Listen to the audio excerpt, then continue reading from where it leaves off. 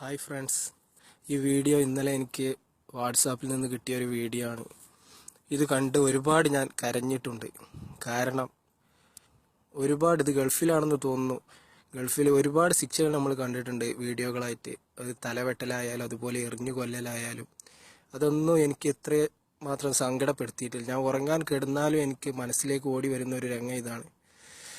കാരണം എന്താണെന്ന് വെച്ചാൽ നമ്മൾ ബാറിൽ നിന്ന് എത്രയോ വില കൊടുത്ത് വാങ്ങുന്ന സാധനം ഇവർ ഭിത്തിയിലെറിഞ്ഞ് പൊട്ടിക്കുന്നത് കണ്ടപ്പോൾ വളരെ സങ്കടപ്പെട്ടു പോയി.